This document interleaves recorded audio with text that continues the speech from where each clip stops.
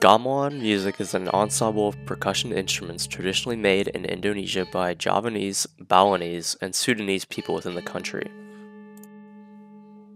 Within the traditional ensemble, the most predominant instruments included are tuned gongs, mellophones, flutes, voices, and stringed instruments. This is typically conducted by a drummer and the bowed instrument player. This form of music accompanies wayang, the traditional Indonesian theatrical performances which traditionally is with or based on puppets.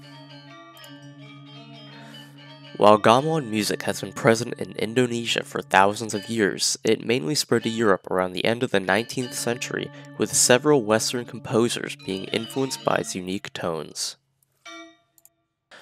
Claude Debussy, an influential French composer, heard Javanese gamelan at the Paris Exposition of 1889, which was a prominent World's Fair. After hearing the unique rhythmic structure and the layered polyphony, it later led him to include many gamelan aspects in Pagodos, one of his most famous works.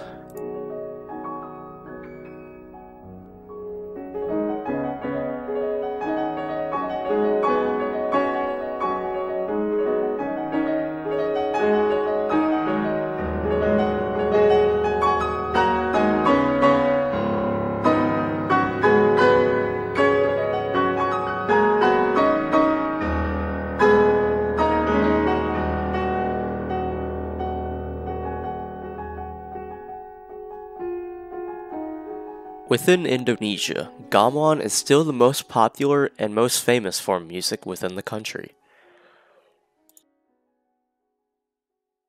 The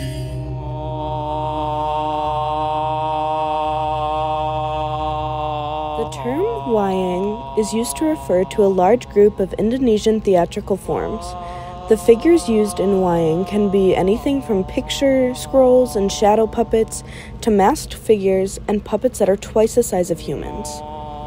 Wayang theater has been around for over 1,000 years and was primarily used to showcase the issues, obstacles, and overall conundrums of life.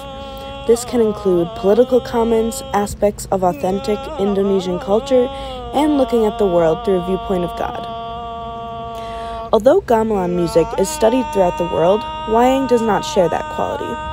Despite the influence being present in Europe and other parts of the world, many people are unaware of the effect that wayang puppet theater had. For example, Richard Teschner, an Austrian puppeteer, had an interest in marionette puppets.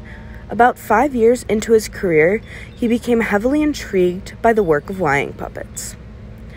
This caused him to move to Vienna, creating a rod puppet theater that brought a lot of attention to this theatrical style. He used variations of traditional Javanese wayang themes, but with enough stylistic differences to present this as his own. His work with rod puppets revived the concept of puppet theater, especially through Europe and America. One thing that was very unique in the country of Indonesia was even live theater will greatly resemble the puppet movements and the themes of wayang. However, there are also other examples where other cultures have something quite similar to wayang, even with no relation.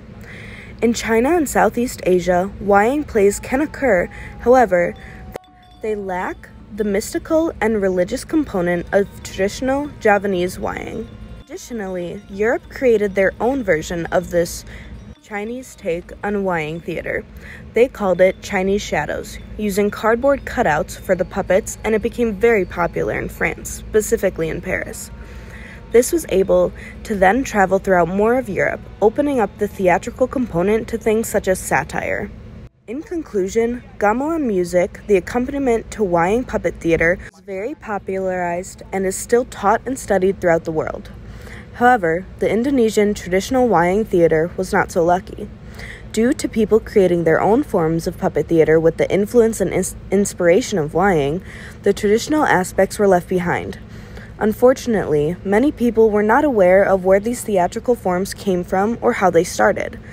All in all, Wayang theater tended to be left behind, hidden by other forms of puppeteering, while gamelan music continues to be listened to, studied, and created in many cultures and countries.